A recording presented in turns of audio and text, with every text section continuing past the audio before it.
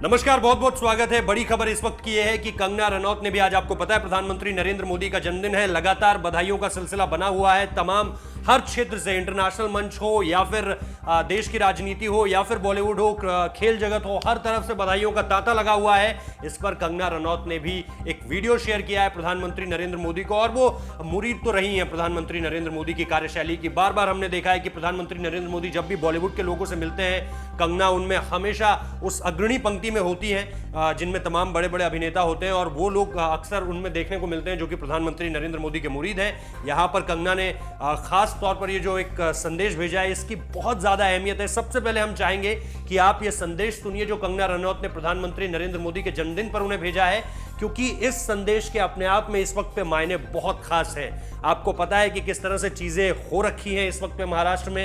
एक कहीं ना कहीं कोल्ड वॉर से बढ़कर अब चीजें चल रही हैं, जो टसल चल रहा है बिटवीन कंगना वर्सेस बीएमसी, जिसमें महाराष्ट्र सरकार भी अब सीधे तौर पर इन्वॉल्व है, क्योंकि पहले ये कहा जा रहा था कि एक के कहने पर दूसरा कार्रवाई कर रहा है, लेकिन अब तो जुबानी जंग है। तो सबसे पहले कंगना का ये बयान सुनिए, उसके बाद आपको थोड़ी सी हम ये भी बताएंगे कि ये पूरा का पूरा मुद्दा राजनीति से किस तरह से जुड़ता है, खासतौर पर बीजेपी को देखते हुए। पहले कंगना का बयान। माननीय प्रधानमंत्री जी, आपको जन्म दिवस की बहुत बहुत बधाई। मुझे आपसे कभी बात करने का मौका नहीं मिला, और हम जब भी मिले हैं 2-3 बार फोटो ऑप्स के लिए मिले हैं, लेकिन मैं आपसे कहना चाहती हूँ कि ये देश आपको बहुत सराहता है। मुझे पता है कि ऐसी बहुत सारी आवाजें हैं, बहुत सारा शोर है जहाँ पे जितना अनफेयरली आपको ट्रीट किया जाता है, शायद ही किसी को इतनी गंदी बातें कही जाती है और इतना अपमान किया जाता है, खासकर किसी प्रधानमंत्री को तो शायद ही कोई इतने अभद्र शब्द और इतनी गलत बातें बोलता होगा। मगर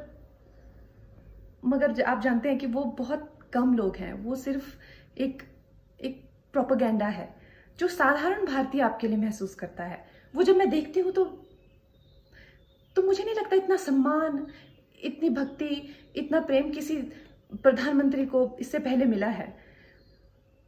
बस मैं यही कहना चाहती हूँ कि वो करोड़ों भारतीय जो सोशल मीडिया पे नहीं है, जिनकी आवाजें शायद आप तक नहीं पहुंच पाती हैं, मैं यही कहना चाहती हूँ कि वो सब आज प्रार्थना कर रहे हैं आपकी लंबी उम्र की, और हम बहुत ही भाग्यशाली हैं कि हमें आप जैसे प्रधानमंत्री मिले हैं। जय हिंद। तो दरअसल कंगना रनौत ने निश्चित तौर पर अपने संदेश में प्रधानमंत्री नरेंद्र मोदी को तो जन्मदिन की बधाइयां दी ही हैं, इसके अलावा भी उन्होंने बहुत कुछ कहने की कोशिश की है। बिटवीन द लाइंस पढ़ने की इस वक्त पे कोशिश नहीं करेंगे। इस वक्त पे आपको ये बताते हैं कि किस तरह से चीजें गृह मंत्रालय की तरफ से सबसे पहले शुरू होती है, जब वो Y+ कैटेगरी की सुरक्षा उन्हें दे दी जाती है।